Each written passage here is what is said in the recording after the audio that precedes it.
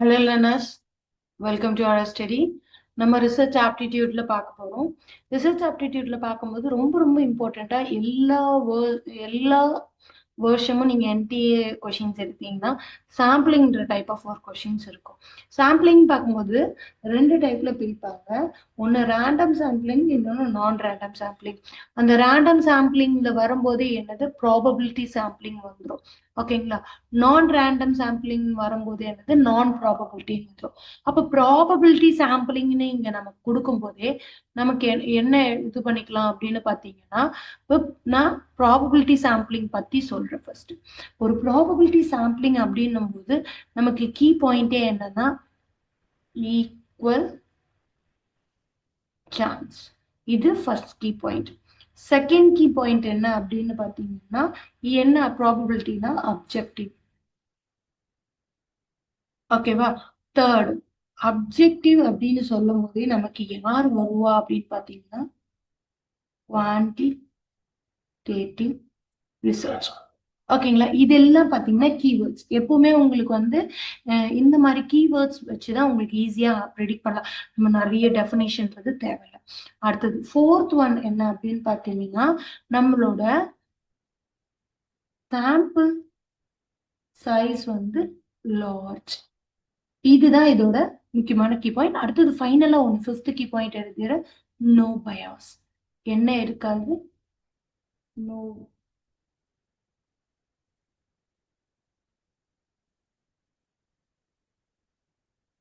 என்னன்னா நோ பயாசிஸ். ஓகேங்களா? அப்போ இது எல்லாமே யாருக்கு வரும்? Probability sampling. இப்ப இதை வச்சு செக் பண்ணி பார்ப்போம். அப்ப இந்த பின்ற ஆப்ஷனுக்கு யார் பேர் ஆகுவா அப்படின்னு பாத்தீங்கன்னா இங்க பாருங்க, ஈக்குவல் சான்ஸ். அப்ப டேம் ஷுவர் பிக்கு என்ன பேர் பண்ணினா பிக்கு 3.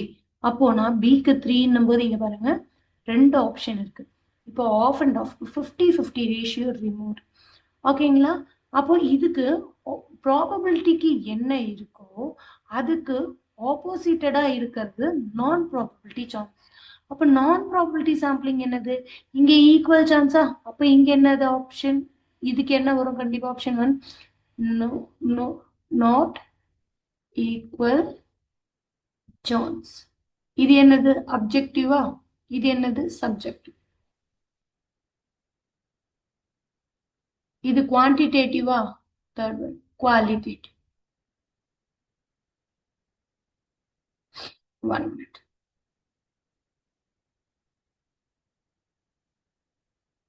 Third one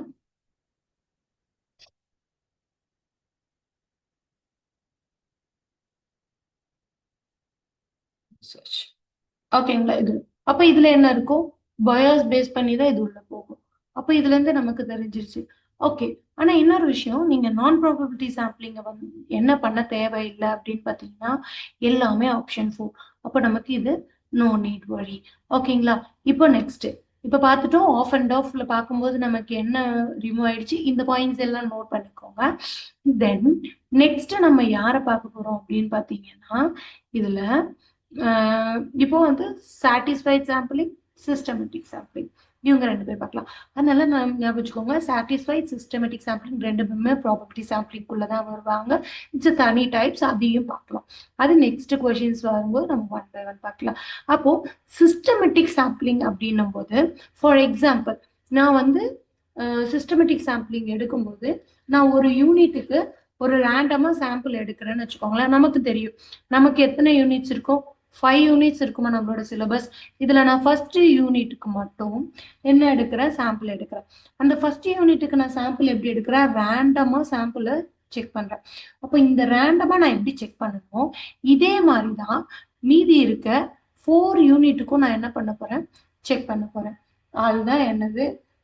அப்ப இதுல என்ன சொல்லலாம் அப்படின்னு பாத்தீங்கன்னா, அப்போ சிஸ்டமேட்டிக் சாம்பிளிங்க்கு கீ பாயிண்ட் எழுதிக்கோங்க. என்ன அப்படின்னு பாத்தீங்கன்னா fixed fixed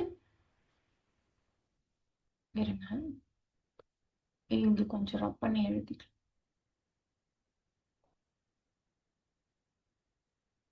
fixed intervals method.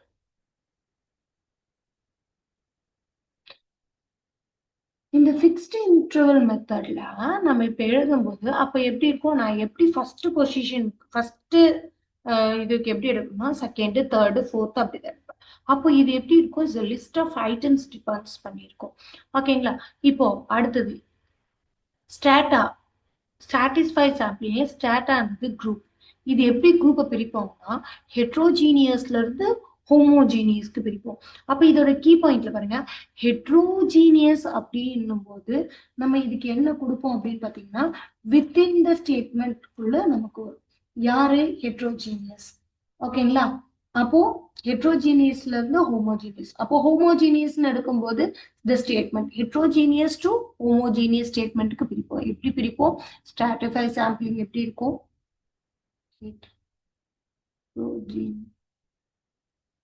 heterogeneous எப்படி இருக்கும், between heterogeneous between குரூப்பா நம்ம பிரிப்போம். லைக் நான் என்ன சொன்னேன், மேல் ஃபீமேல் அடுத்தது சில்ட்ரன் இது பிரிக்கிறோம். அப்ப இது யாரு, நான் இண்டிவிஜுவலா செப்பரேட்டா பிரிக்கணும். அப்போ ஹோமோஜீனியஸ்.